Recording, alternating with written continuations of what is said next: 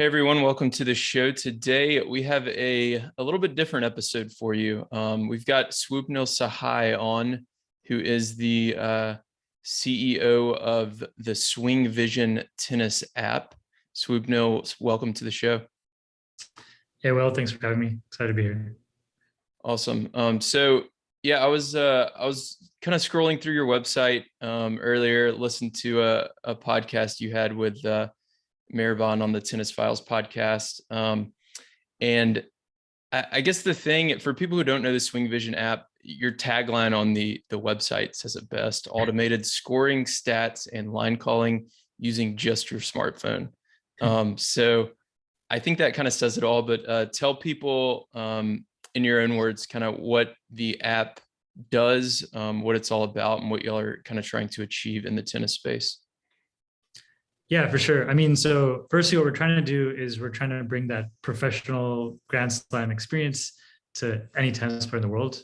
It's all just using your smartphone. The way it works is you just set up your phone behind you, set it up behind the baseline. So very similar to how you see kind of footage on a professional match. So it's the same angle you're used to seeing. Just set it up behind you on a tripod. There's also a mount that we sell in the app now, which is really cool. It's like a little pole that fits in your tennis bag. And within like 10 seconds, you can just like stick it on the fence and like hit start. Really easy. And then once you hit record, the AI just takes over. And so our proprietary algorithms will analyze your video in real time. And so we'll track like the ball trajectory, player movements, generate all kinds of stats about your game, determine who won every point as well. And then you can also challenge line calls in real time if you have an Apple Watch. So you can just go right to your watch and just like challenge a call. You'll see a little slow motion play on your wrist, and it'll even tell you whether the ball is in or out. So I actually use it a lot with like casual matches with friends. It's just really fun. It just really like elevates the tennis experience, I would say. And I think it brings our sport to like a whole new level and just makes it like so fun to play. So just really excited for more and more people to try it.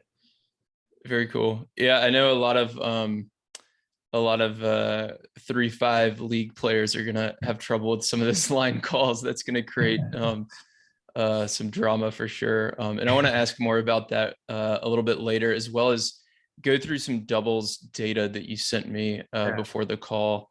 But before we dive into all of that, start from the beginning for us. How did SwingVision get started, and what's kind of the story behind it? Yeah, I mean, so I've been a tennis player since I was pretty young. I played for my high school team here in the San Francisco Bay Area. I kept playing throughout college. I'm also a huge fan, so I've attended, a lot of the tournaments. I've been to all the Grand Slams in person, things like that. So like really big fan of the sport.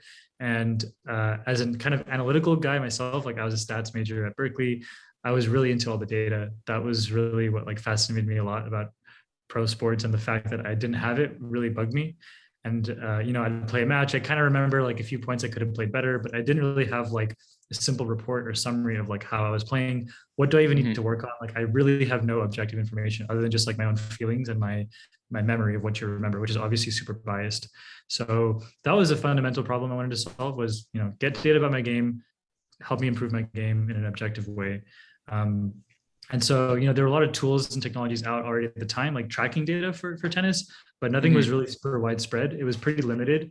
I think the most proliferant stuff you saw at the consumer level that was actually affordable was like sensors that you could put on your racket. But, those are pretty limited in the kind of information they can give you. You just measure stuff about your swing basically, and that's it.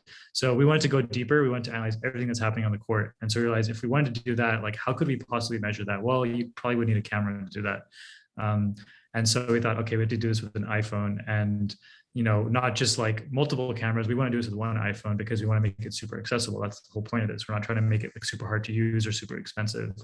And so that was kind of the goal that we set out, was like, okay, we're going to use a single iPhone to track every single data point that's happening on tennis court and give you the same exact data that you see as a professional player would in a Grand Slam match.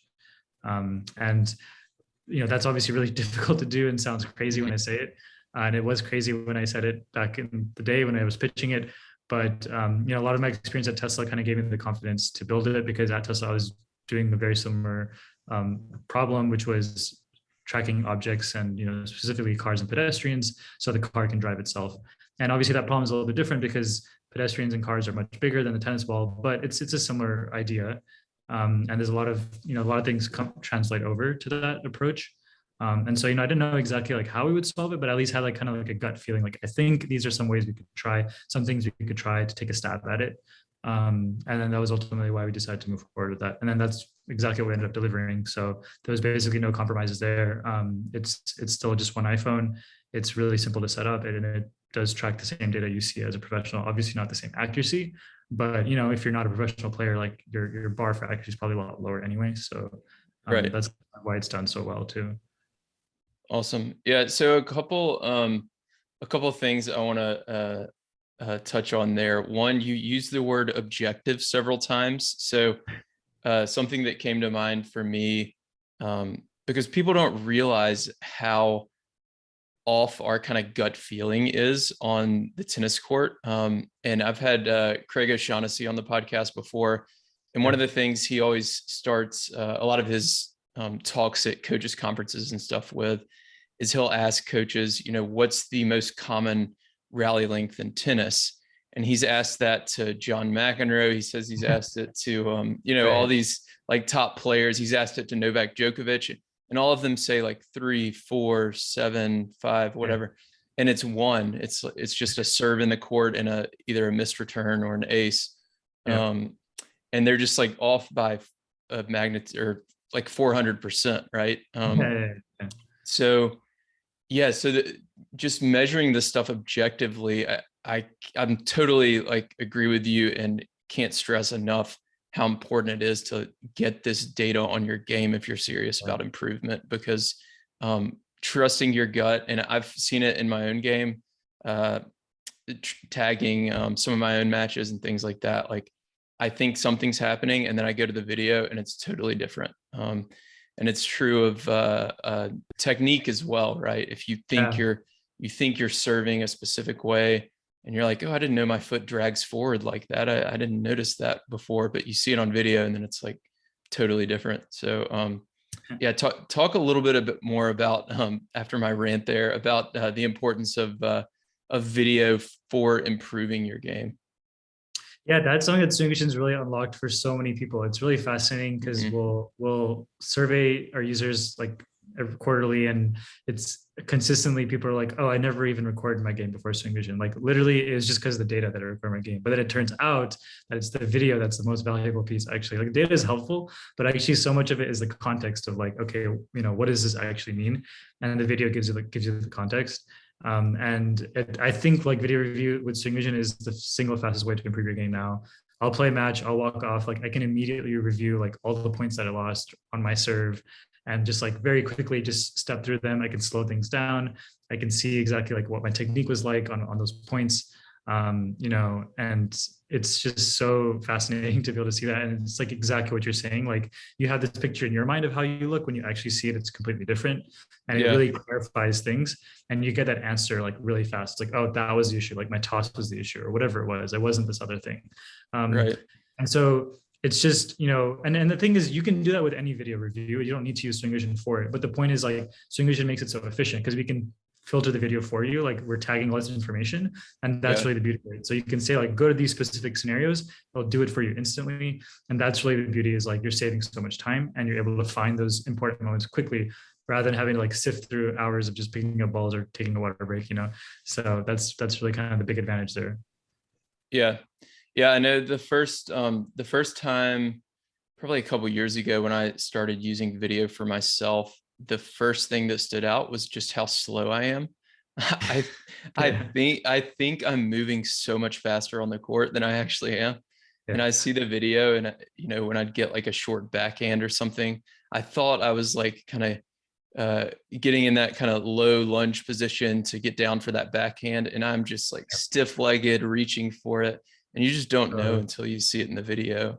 So it's really crazy. And then even beyond technique, I mean, it's even just like patterns of play, right? Like, it's like, oh my God, I'm trying the same like serve +1 combo every time. Like, I should definitely be having more variety in my game. I should be having more variety in my serve. Like, you can see all those patterns so quickly too. And it's exactly what you said and what like Craig popularized, which is like, you should be focusing on those first 2 shots. Those are the most important shots you're going to hit, whether you're returning or serving. And like, you should really be analyzing your strategy there and like understanding like, what do I need to do, you know, to win more points basically. And that's the answer is all there. It's just those first two shots basically. Yeah. Yeah. And if you can take that and filter out the points that you lost, say like in the deuce court or in the ad court, if you're struggling on a particular side, you might find something like you're saying in your pattern, like, oh, I lost like 12 points serving to the ad court, but it looks like I'm trying to hit that first shot down the line every time. And like, I shouldn't be doing that. You know, something like that is so much easier to kind of parse out when you can filter out those videos. And then you mentioned you worked at Tesla, and yeah, the way you described like starting the app and people said it wasn't possible sounded just like, you know, Elon trying to land rockets and stuff like that. Which I'm a big, you know, I follow his stuff really closely, and it's super impressive, obviously, what he's done. My background on my laptop is actually his red Roadster, like looking over Earth from the launch. I think it was like 2018 cool or something. Yeah. So yeah, I follow a lot of that stuff really closely. But I wanted to, this is non-tennis related, but I wanted to ask this. So I had an old boss who said he had a friend who worked at Tesla, and the guy, I don't know what he did, but he said that Elon would like walk through the office and just like tap on somebody's desk, and then they'd like never see him again. And that's how he would fire people. Is there any truth to that, or do you know anything?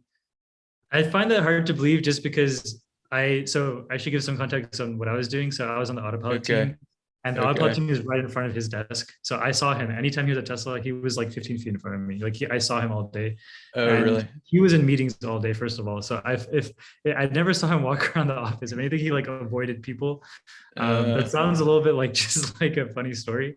Yeah, but I mean, maybe it was like a one-time thing, but I don't think it's it's his usual, you know, his usual thing. But it's funny though, because there was actually one time where he did come to all of our desks on this one like weekend, when we were just like grinding really hard and trying to like get some release out. And so he asked everybody to come in on the weekend, and he's like, I'm going to come to everybody's desk, ask you what you're working on, and like see how I can help. And obviously everybody was like terrified about that. Came by, he asked everybody, and he was actually like super nice. It was intimidating for a lot of people, but I think ultimately he was just trying to understand, like, what are you working on? Like, how can I help you go faster? Do you need more resources? Do you need more like hardware equipment? You know, does the AI team need more computers so they can like build these algorithms faster and like do everything faster? So he was really just trying to be constructive actually, and just like remove any blocks that you have so you can just like move faster. So I thought that was really cool. And then we ended up getting Chick-fil-A after too, which is cool. So here we all had like Chick-fil-A in the office, which is fun. But I actually interacted with him a lot. Like I was like presenting like weekly to him, all my stuff. So I actually got to see him quite a bit, see his process. And going back to tennis, like that, a lot of that did inspire like the way we've approached this too with SwingVision, which was like initially when we were thinking like, okay, I want to use a phone to like record my game. Like, how do we actually want to have this happen? And there were a couple of decisions that we made early on. So one was we could have had the phone at the net post, looking at the court from the side, which actually makes the problem a lot easier because you're much closer to the ball. You have the same angle that like an umpire has, right? And so if you imagine if I had like a phone or a tripod right at the net post and I can see sort of both sides of the court, that's the best possible place you could put the phone if you want to maximize accuracy, if that's like your number one goal, right? And also if you want to make the engineering really straightforward. It's like such a straightforward geometry, like camera problem. But there was the other option, which was let's put it at the back of the court, which is how users are used to seeing like tennis footage. We're used to watching our tennis from the back of the court. That's what we all see on the professional TV. And so if you do it like that, it's a better user experience. It's way harder engineering to do that because you're really far from the ball, especially when it's on the far baseline. It's like, and the angle is not optimal at all. So like, you know, it just makes life really hard for the engineer, but it makes life so much better for the customer. And that's when deciding between those two, I literally thought to myself, I was like, what would Elon do? Elon would pick the harder path because it's better for the customer. And that's why we went that path. And literally no one else has gone this path. Almost everyone else has been trying to do like cameras like at the net or like devices at the net and all that stuff, which is like makes your life easier as an engineer, but it makes your life much worse as a customer. So we're like, we don't care how hard this is going to be. we're just going to make this like as good as we can for the customer. And I think that's why we have like the best customer experience too, is because we just did the hard work to make it happen, and we just like focused on the customer like 100%. That makes sense. So yeah. Cool. Yeah, that makes sense. Yeah, I mean, if the customer doesn't like the experience, they're not going to use it. So it doesn't matter how accurate it is.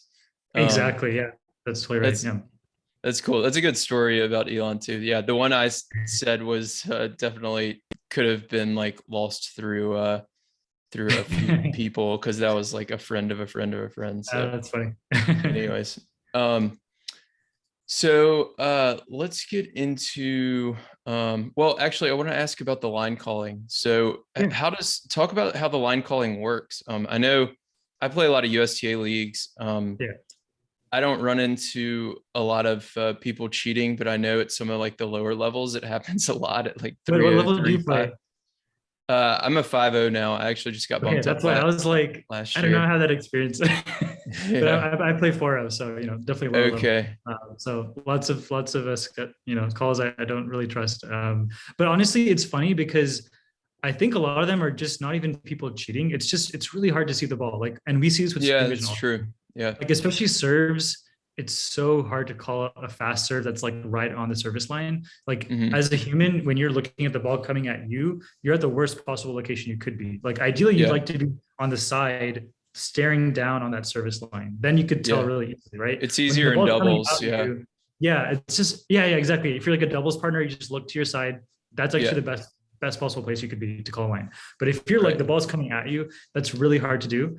And then, I mean, obviously SwingVision has the same problem because it's set up in the same angle. But the point is SwingVision sees the ball at 60 frames per second, which is twice the human eye. So most humans see it around 30 frames per second. So when that fastball is coming for SwingVision, it's like a nice slow ball moving really smoothly. And so because of that, the AI can see the ball much better than a human can.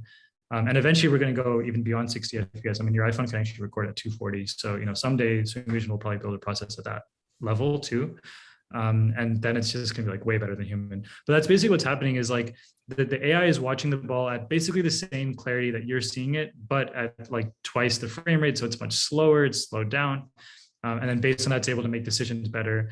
And then the way it works is these decisions are all made in real time. So as soon as the ball bounces, the AI is processing the video.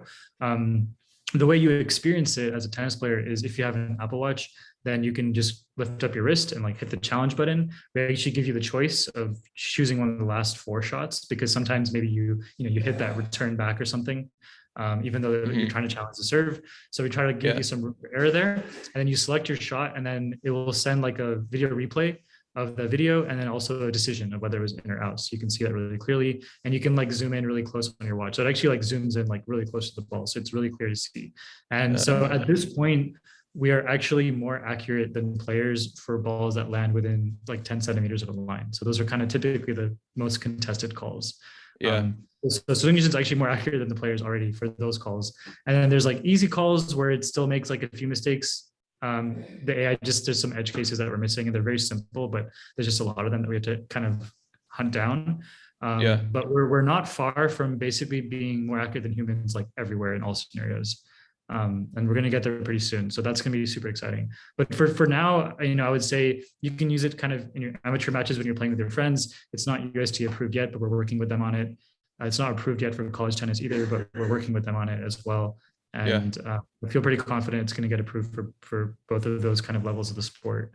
As soon as it's reasonably possible, I guess, from their end to approve it. But yeah, that's awesome. That's really exciting. I look forward to that, because I feel like I cheat myself on a lot of, especially like in singles, on a lot of those serves. Like I just can't see it. Sure. I have terrible vision, and I just don't trust myself. So it goes the other way too. Like I'll watch my match, I'm like, oh my god, I'm calling all these serves in, like they're so out. It's just like, but it's okay because like they're giving you the same calls too, right? So it kind of evens out. But still, it's just funny to see like how bad we are at even in the opposite direction too.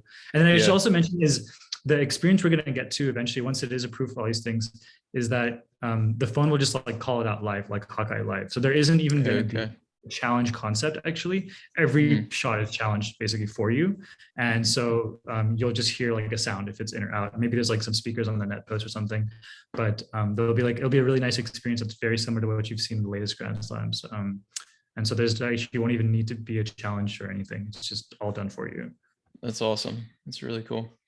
So let's go into a little bit of this doubles data. So you sent me some data on forehands, backhands, ground strokes, serve speed, and we looked at shots in percentage, which I assume just means the percentage of total shots that land in the court versus out. And then speed. And talk a little bit about how you measured speed, because I was looking at the numbers and serve speeds look slow to me. So tell everyone a little bit about that. Yeah, so that's definitely something that we heard a lot, is that the speeds are a lot slower, and they are slower because we're measuring the average speed of the ball. So if I'm like hitting the ball and it like goes and it bounces, we're measuring like the average speed of the ball throughout the trajectory. Whereas in like on TV, you're seeing the speed as soon as it leaves off the racket. And that's actually a lot faster. So they use radar guns for that in like professional matches.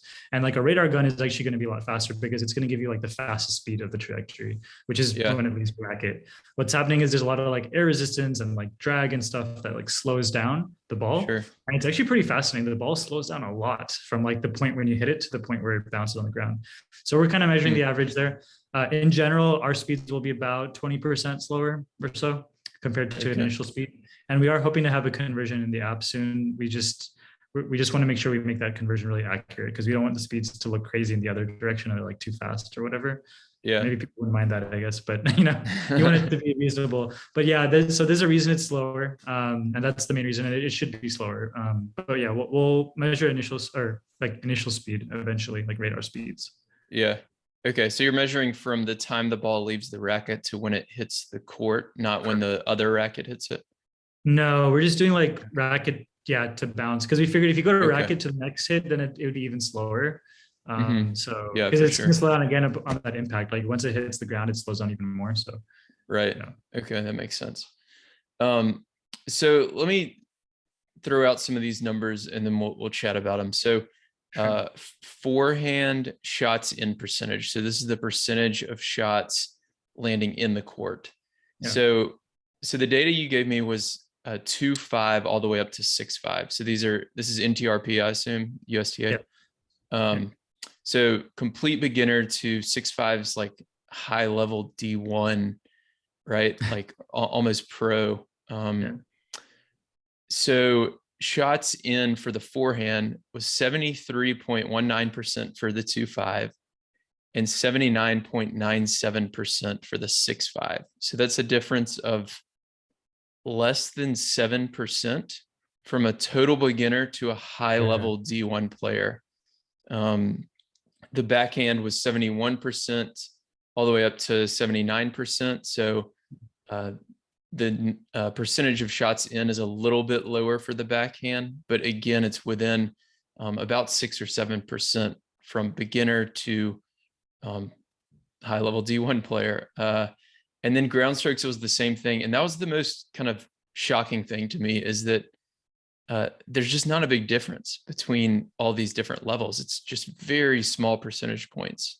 Yeah, it's actually not that much. And I mean, I should mention there's some additional context here where, a beginner player might be playing like short court or something. And so like, they're going to get like almost all of them in, right? And so like the session type, I guess, wasn't taken into account into some of that data. We should probably maybe rerun that with like actual matches. So there's some additional context there. But even with that, you are seeing the difference. There's differences. But I think even if you look at, let's say, some of those higher numbers, right? Like compare like a 5.0 to a 5.5 or like a 4.5 to a 5.0, right? Like even those ones, it's like very small differences. It's like you're like a little bit more accurate, but it's actually not like that much more. But obviously it's cool to see that like the accuracy is kind of, to get the next level, you need to be more consistent. You do need to be having a little bit more pace from the ball. There's also other metrics that aren't really like summarized here, like the variety of your shots and, ability to hit like different spins and stuff, which is also important, right?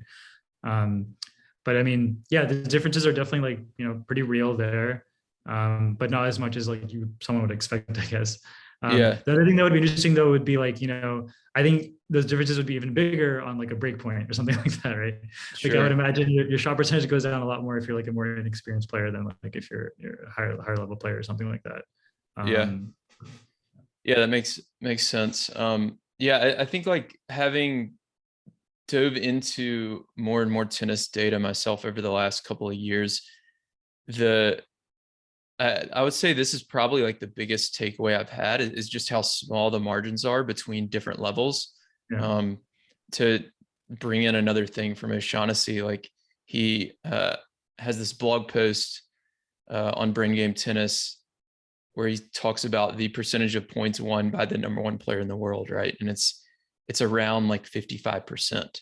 So that mm, means, if they're playing an 11 pointer, they win 11-9. right, And that's right, right. that's the number one player in the world, and they're losing 9 out of every 20 points by the Yeah, end of the year. So to get to that next level, it's just such a small percentage and such a small margin. yeah, Um, but the one area where, at least with the data you gave me, where there was a little bit bigger margin was serve speed. So that yes, went from you had an average, and again, this is from the racket to the time the ball bounces, an average of 52 miles per hour for 2-5 players, and then all the way up to 67 and a half for 6-5. yeah. So why such a larger margin there, do you think? Yeah, that's an interesting one. I mean, that's what it's almost 15 miles per hour faster, right? So that's Yeah, almost like 30% yeah, increase in speed. Yeah, that's pretty right. fascinating there. I mean, it's interesting. I think with like serves, like you just have so much more control Hmm. over every serve, right? It's kind of the same sort of thing every time. Whereas when you're playing matches, like there's a lot of variety in the shots you could hit. Like you might be trying to just hit like a drop shot or like a volley or like you're returning a serve versus like hitting your serve plus one. So I think you just Yeah. have a lot more variety in the shot speeds there. Whereas with your Hmm. serves, I think you're going to see it's a lot more consistent. And so because that you have a lot more control yourself over it. And so that's where like that gap, really appears much more Hmm. clearly, I think. When you have like a lot more variety and the variance and like the speeds, you're going to have a lot more overlap, I'll say. Here you start to see like a lot less overlap. And so, yeah, but that's pretty cool to see. That's a big difference though. 30% Yeah. faster. Your serves are just really flying once you're at those higher levels. Right. And obviously that's not the only thing that's different, but you're going to just naturally see that the pace is going to increase, like the level is just better. So Right. Yeah. And it's such an important shot. And when you compare yeah, that, the forehand and backhand speeds uh, weren't nearly as big of a margin, right? Forehand was 40 up to 46, and then backhand was 38 and a half up to 44. So a much smaller percentage and, much more comparable, which is a little yeah, bit surprising to me. yeah. Again, I think it's some of it's lost, some information is lost, right? Because you might have a lot of variety in shots, and then if you're hitting like maybe volleys, I guess volleys shouldn't be in this data set, but just like drop shots or like trying to hit some short angles, right? Like you're not Yeah. necessarily always hitting. I think what would be maybe cool to see too eventually is like return speeds, maybe, or Mm, something like that. That kind of initial shots, right, that you were talking about. Then you maybe sure. take away some of the variety in the like shot selections a little bit. Would be kind of cool to see there. I thought it was also kind of interesting that the gap in accuracy between like forehand and backhand sort of like narrows as you get up to higher levels. So if you look at Yeah. like a 5 player, the forehand accuracy is like 73%, the backhand accuracy is like 71 and a half. So your backhand's like quite a bit lower. But then as you go to like 6-5 level, they're both kind of around 79, 80%. So it's like a little Hmm. bit closer. Um, and I think probably with speeds too, there might be like a little bit less of a difference too. Like they kind of get a little closer too. So kind of Yeah. you tighten up sort of both sides. I mean, obviously the forehand's still going to be the stronger one, Sure. and the more accurate one, the more versatile, one. But there's just your backhand's just maybe more solid, Interesting. less, Yeah. less of a weakness in your That game. that kind of makes sense too, because like when I like if I go to a USTA tournament and I go like to the open level, like 5-0 plus court, right? Yeah, It takes me like I can sit on the court for several minutes, and it takes me a while to find, if I can even find, like a weakness, um, yeah, forehand versus backhand. Whereas if I go to like a 3-0 or a 3-5 court, like it might take 1 or 2 points to be like, You Ooh, know, that backhand technique is not like, that's not going to work. That's the right, weakness. Um, right. so that kind of Yeah, makes sense that narrows as players get better. So, if you're at that 3.0, 3.5 level, um, shoring up those weaknesses and really working on using video to work on that technique can be a great way to improve your game for sure. Um, so talking doubles specifically, what would you recommend? Um, how can doubles players use SwingVision to improve their game specifically? Like, where would you start if you were? You said you're a 4.0 player. yeah. So yeah, where would you start if you were like totally new to SwingVision and using video? Where would you start as a 4.0 player who say you want to get to 4.5? Yeah. I mean, that's a little hard for me to ask because I've never to answer because I've never been to 4.5, but I have moved from 3.5 to 4.0. Yeah, so I kind of been Okay, through that. we But can yeah, do I it mean, in that way general, then. yeah, but in general, I mean, I think it's just, I would record my matches. I would use, we have this in beta right now, the auto scoring thing I was talking about. That's actually very important too. The fact that it keeps score for you, because then you can go back and look at like certain points. And I think there's a couple things I'd focus on. One is probably look at my service games in particular, and just see like, how am I serving? Am I coming into net like after I'm serving, or am I like staying back at the baseline? That's usually a big differentiator of levels around this 3.5 to 4.5 range. If you're more of like 3.5, you're maybe just going to hang back, take your time to come in. If you're 4.5, you're going to try to come in like right after you serve, basically, right? Like kind of serve and volley. Mm-hmm. It's like that's helpful to see. Also seeing like, am I able to keep that ball cross court, or am I just like giving it to the person at the net every single time and letting them just like poach it out of the air, right? So that's like a really simple thing to see on your serve. And then I think another really useful one is to look at filters and say, show me all the points that we lost on my partner's serve, because maybe I was doing something wrong at the net. Maybe I wasn't aggressive enough. Maybe I was, not poaching the ball. Maybe I wasn't even that close to the net. Maybe I was actually staying back, which is sometimes a strategy, but sometimes it's just not comfortable at the net, right? So I need to just force myself to like get closer to the net. So like that's really cool to see. And I think the third one would be looking at points that you lost when you were specifically like returning. So like if I was returning from the ad side, it's really easy because you can do those filters. So you can say like all the points you lost on the opponent's serve on the ad side. Like I play ad, that's really easy for me to see, and I can just see all my returns. And it's like it'll become really obvious. Like maybe I should be running around my backhand to hit that forehand cross court to get it away from the person at the net. So just little things like that. I think just looking at like your patterns of play, your patterns of your movement. I think with doubles, it's a lot about like the net play too. Am I coming up enough? Am I coming up fast enough? I think all those things will become so clear. And with just like a few taps with SwingVision, it's like really fast and easy to just like filter and look for that. And I think the other thing I'll try to say is like, I mean, this is hard to do, and it's not sort of kind of the opposite of what is kind of what I was trying to solve, but it's still helpful to do is like kind of take mental notes as you're playing, just as like hints, like, oh man, I'm losing a lot of points on my, like you were saying, I think like, there's like, I'm losing a lot of points on the ad side, but I'm like, on the do side, I'm doing fine. On the ad side, I keep losing points on my serve. Like these little mental notes are helpful too, because then you have some additional hints like, oh, let's go look at that. Maybe like I can figure out something I was doing wrong there that was different. And it just becomes really quick. And I mean, eventually we're going to be able to find all those things for you. And we're actually going to get to a point where we're going to tell you like, these three like patterns of play on your serve were like the ones that you were losing the most points, and like these three patterns of play on the return were like the ones where you're losing the most points. So we're going to be able to show you that automatically and like kind of bubble that up to you, so you don't have to worry about it. But until then, like if you're taking those mental notes, like those are good to just use right away when you get off the court and like take a look at it, and you can just see really quickly. So I've found that like playing around with tagged match video and filters has helped me start taking the mental notes rather than like the reverse, right? That's so like a good point. Yes. the more I've like looked at tag match video of myself or other people playing, I start to notice it like, oh, this would be like, I need to go back and look at this. Like I start to notice it more on the court. So it can work kind of both ways. Like if you're not sure where to start on the court, maybe start using the app or some form of tagged matches. And then you can kind of take that back to the court. And for people who, I know you've talked about it a few times, but I wanted to clarify and kind of stress what you mean by filtering these points out, because a lot of people I know are hesitant, to to set up the camera and all this stuff, but they can do it with their iPhone. So that's super easy. But then Yeah. B, like, I don't want to go back and watch a 2 hour match that I played because I already played it, right? It's 2 full Yeah. hours. But Yeah. what you can do is filter out all the points where you returned a second serve from the ad court, and it would take how long, like 5-10 minutes to watch all those points? Yeah, yeah, exactly. I mean, it's so fast. Like, so I mean, typically we see like a 2 hour match gets cut down to about 20 to 30 minutes with SwingVision, depending on Okay. how long the points were. So we remove all the time kind of in between the points. So just watching your match every single point isn't even going to take you that long.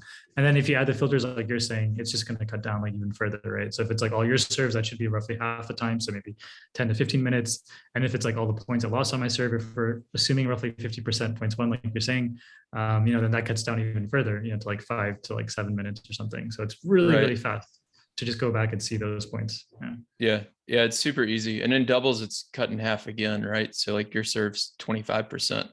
So it's Correct. super. That's a good point. Yes. So if it's doubles, I mean, you'll be done in 2 minutes, and you're sitting there on the couch in 2 minutes. You already know how to improve your game for next time. So. Exactly. So before we get into a couple of rapid fire questions, tell us what's coming up for the app. How can people download it and start using it? Yeah, I guess I'll do the second one first. So you can download the app for free on the App Store, SwingVision. We've provided you a discount code as well. Looks like you'll share that with your listeners. Yeah, we'll have that in the show notes for everyone. Yeah, so that one will take you to our website, and if you subscribe through that, you'll actually save $100 off our bundle, which includes the mount for you. The mount itself is usually $100, so you're effectively just getting the mount for free, and also 1 year subscription of SwingVision, so it's great. And then if you download for free, you can still use it for 2 hours a month to record. It's just you just have to pay if you want to record more than that, because we do store all of your videos in the cloud and everything. And then. Sorry, what was the question? Yeah, what's upcoming? I think you've already touched on some of this, like, but what should we expect to see in the next, let's say, like 1 year, 5 years, 10 years, something like that? Oh man. All right, good questions. Yeah. I mean, next 1 year, I'll say, we're starting to move into remote coaching as well. So you'll be able to play a match, and you could basically like book a coach anywhere in the world to review it for you. And so you can just have somebody else, like an expert, essentially spend just like 10-15 minutes looking at your match. They'll be able to give you advice. It's like a 10-15 minute lesson, so it's a lot cheaper for you. It's a really good use of time for the coach, because they're just like sitting at home on the couch, like just doing lessons all day. And you can just like improve your game really, really quickly that way. So that's a big push for us for the next year. We're also introducing live streaming. And so, if you're playing league matches, or you're just like a parent and you want to see your child's matches on the road or things like that, you'll be able to do that. It's just going to become so much more accessible. So we'll have live streams with like multiple people being able to watch at the same time. And it's going to be a really amazing viewing experience, because we have total control over the video and like all the tags and the data. And so you could generate like highlights in real time and like instant replays and all that stuff. So it's going to be a really awesome, I think, going to be the best way to watch tennis. And then on the kind of stat side, it's the big thing that kind of alluded to, which is basically giving you like a playbook and telling you like, these are the strategies that are not working for you. And on the converse, these are the strategies that are working really well for you. Like when you serve to your opponent's forehand and then hit that next shot back to their forehand again or something, like you're actually winning 90% of the points, which is like unintuitive, but against this particular opponent, it's working really well for you. So we'll be able to actually break it down like that and tell you like exactly where to kind of aim the ball, generally speaking, in order to maximize your chance of winning the points, which is going to be so great both for doubles and singles, because that's always like the big thing is like, I know I'm generally, winning more points if I hit in a particular direction, but like we'll actually be able to break it down super clearly for you with the data, and it takes away all the guesswork. So that's going to be exciting, and that's actually going to be coming even sooner than the other two things I mentioned. So that's coming this year itself. Going beyond that, we're trying to, bring this to additional sports. So maybe less relevant for tennis players, but we do want to bring this to other racket sports, starting with like pickleball and other sports that are pretty similar, and paddle, which has been growing a lot in Europe, it's the fastest growing sport in the world now. So those are like on our radar. Yeah, it's pretty crazy actually. I think in like Sweden, there's more paddle courts than tennis courts already. I would have guessed pickleball just because I'm in the US, but yeah, pickleball is the fastest growing in the US, but paddle is the fastest growing in like Europe and like Central America, South America.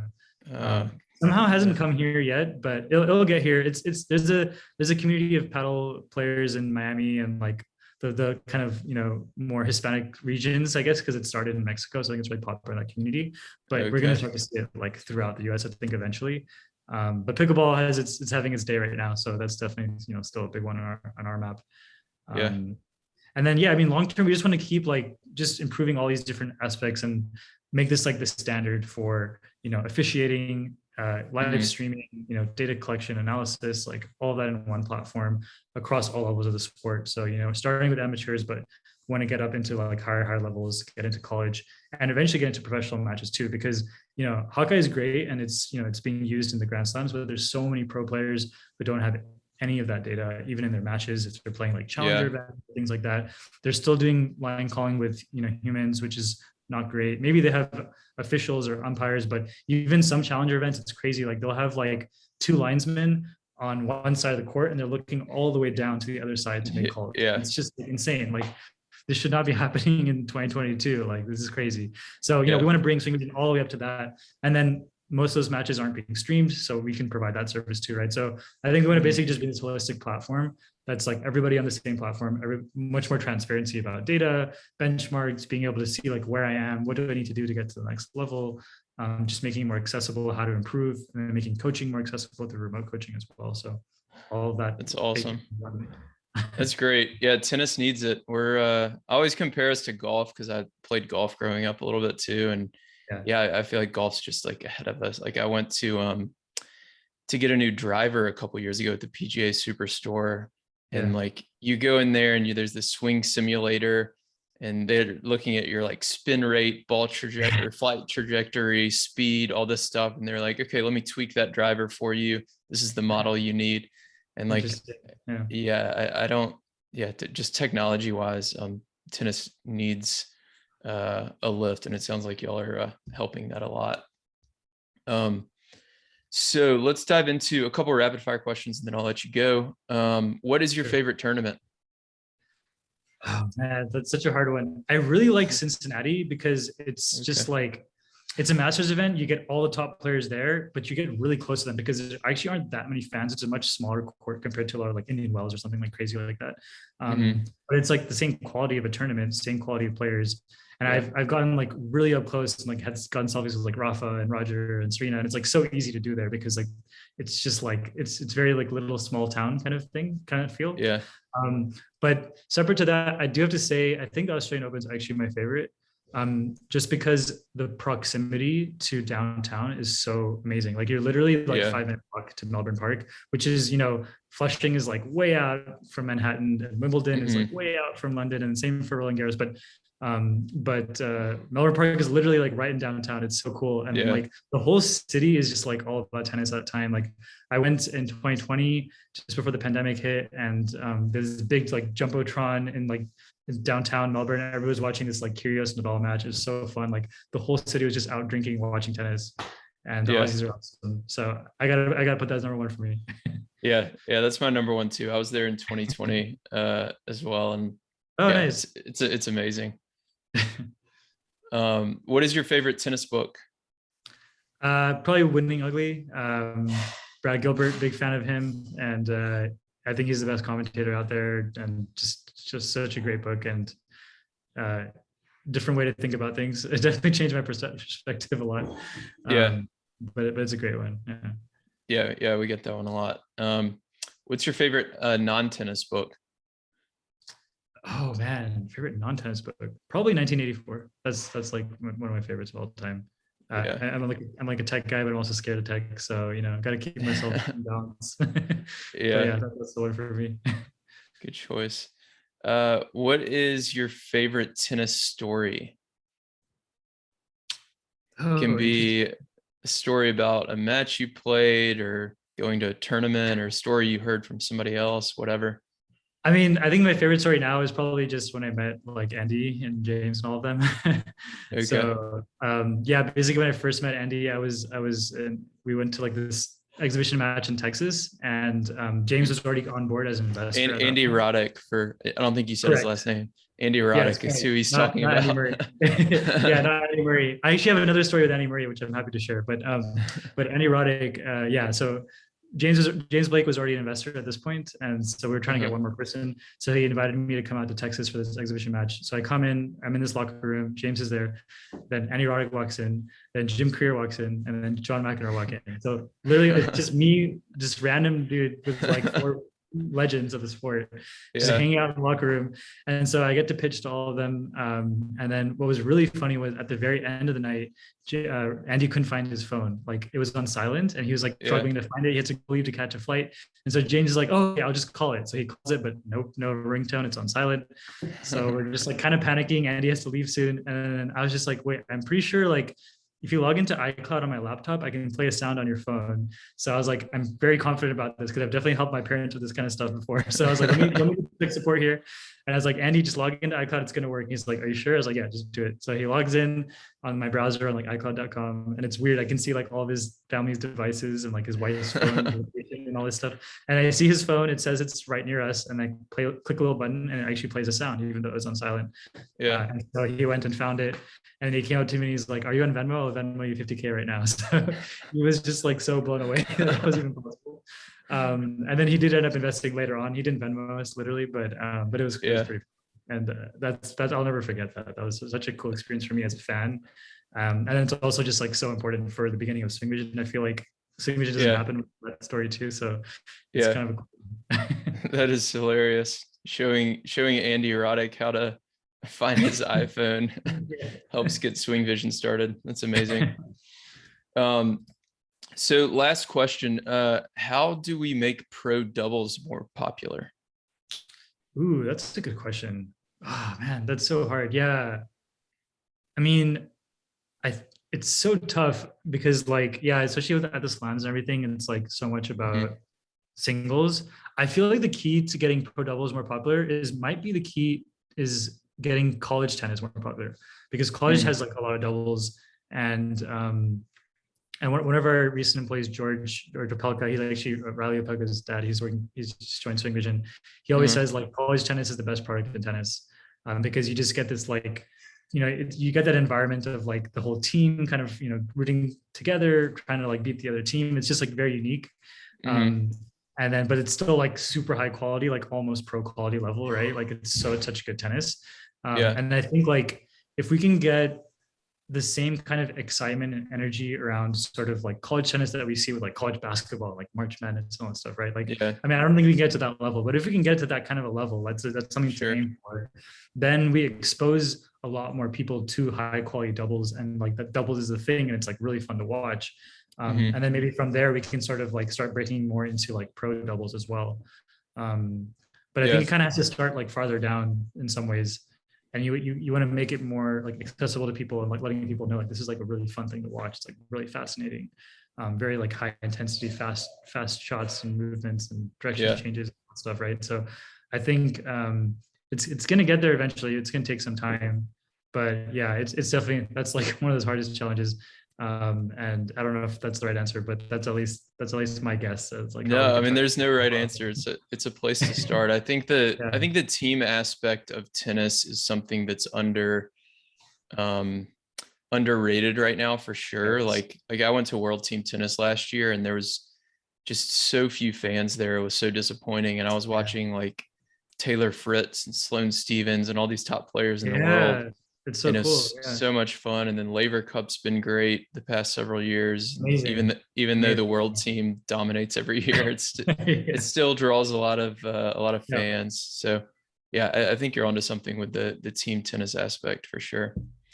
Awesome. Well, thanks Swupnil for hopping on, and everybody, I will leave that link in the show notes and everything we talked about. And definitely check out the SwingVision app. It sounds like y'all are going to have a lot more exciting stuff coming. So thanks again. Yeah, thanks for the opportunity. Thanks for having me, and happy to chat anytime. If you want to become a smarter doubles player and start winning more matches, then join the Tennis Tribe Doubles Strategy newsletter. Every single Thursday, I'll send you a new doubles tip or tactic that you can use in your very next match.